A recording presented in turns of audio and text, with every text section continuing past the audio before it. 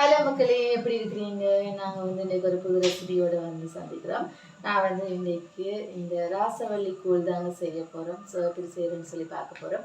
So பார்க்குறதுக்கு முதல்ல கூடிய ஏவிஎன் சேனலை சப்ஸ்கிரைப் பண்ணாங்க, மறக்காமல் சப்ஸ்கிரைப் பண்ணுங்க.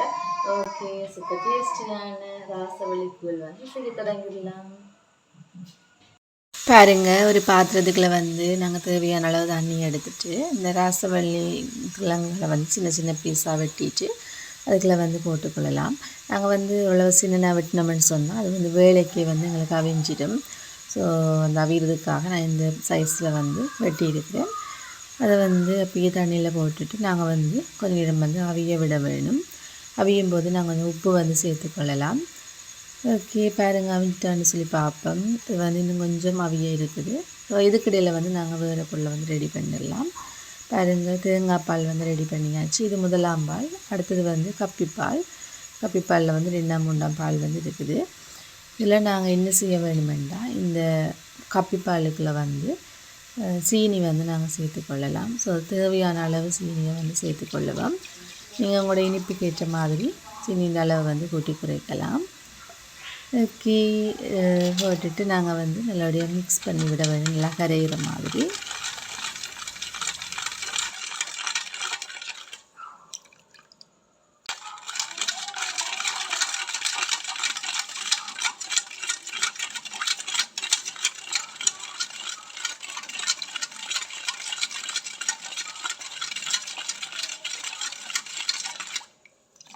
இப்போ பாருங்கள், ராசவள்ளி கிழங்கு நல்லாயே அவிஞ்சு நாங்கள் மசிச்சு விட்டோம்னு சொன்னால் நல்லா மசிகிற மாதிரிக்கு அவிய வேணும்.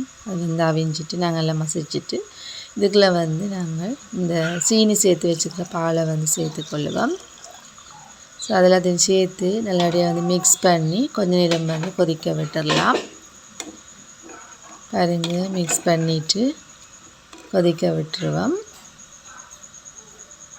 கூழ் நாங்கள் சீனி அதே மாதிரி கப்பிப்பால் எல்லாமே விட்டு நல்லபடியாக அவிஞ்சு கொண்டிருக்குது.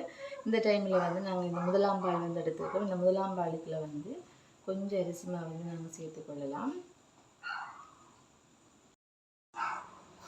பாருங்க, அரிசி மாவு கொஞ்சம் தான் சேர்க்க வேணும். சேர்த்து நல்லபடியாக நாங்கள் இதை கரைச்சி விட்டுருவோம்.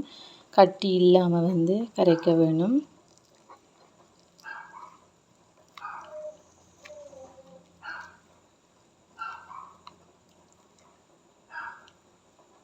சூப்பர் டேஸ்டியாக இருக்கும். யாருக்கெல்லாம் இந்த ராசவள்ளி கூழ் பிடிக்குமென்னு சொல்லி மறக்காமல் கமெண்ட் பண்ணுங்கள்.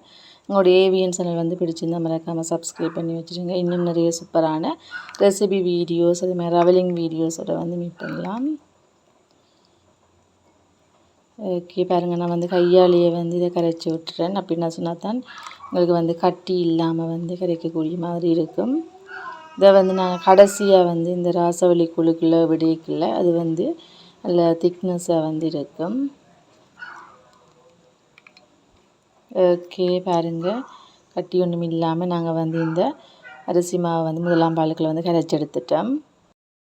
ஓகே, இது நல்லா அவிஞ்சு வருது. பாருங்கள், இந்த டைமில் நாங்கள் கரைச்சி வச்சுருந்த இந்த முதலாம் பாலையும் அரிசி மாவு கலந்த கலவையும் இதுக்கு ஊற்றிடலாம்.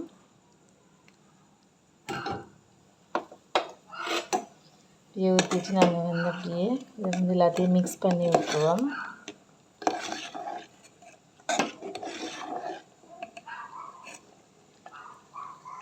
பாருங்கள், சூப்பர் டேஸ்டியான ராசவள்ளி கூழ் 5 நிமிஷத்துலேயே ரெடி ஆகிட்டுது. ஸோ யாருக்கெல்லாம் பிடிக்குமென்னு சொல்லி மறக்காமல் கமெண்ட் பண்ணுங்கள். உங்களுடைய ஏவிஎன் சேனல் பிடிச்சிருந்தால் மறக்காமல் சப்ஸ்கிரைப் பண்ணுங்கள். நிறைய சூப்பரான ரெசிபி வீடியோஸ் அதே மாதிரி ட்ராவலிங் வீடியோஸ் அப்லோட் பண்ணி கொண்டிருக்கிறோம். தொடர்ச்சியாக நாங்கள் பார்க்கலாம். ஓகே, பாருங்கள், சுட சுட அப்படியே ஆவி வரக்கிற மாதிரி இருக்குது. ஸோ சூப்பராக இருக்குது. பாருங்கள், சூப்பர் டேஸ்டியான இந்த ராசவள்ளி கூழ் 5 நிமிஷத்துலேயே ரெடி ஆகிட்டுது. ஸோ சாப்பிட்டு பார்த்துக்கலாம்.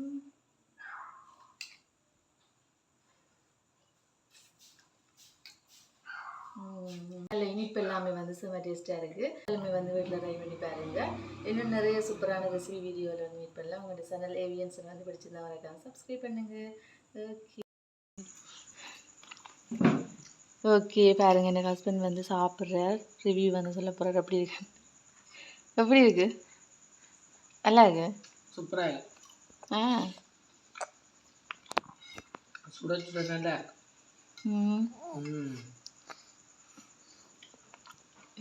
சரி, அப்போ நாங்கள் வேறு வேறு ரெசிபியில் வந்து மீட் பண்ணலாம். எவியன்ஸ் பிடிச்சிருந்தா சப்ஸ்கிரைப் பண்ணுங்கள். பாய்.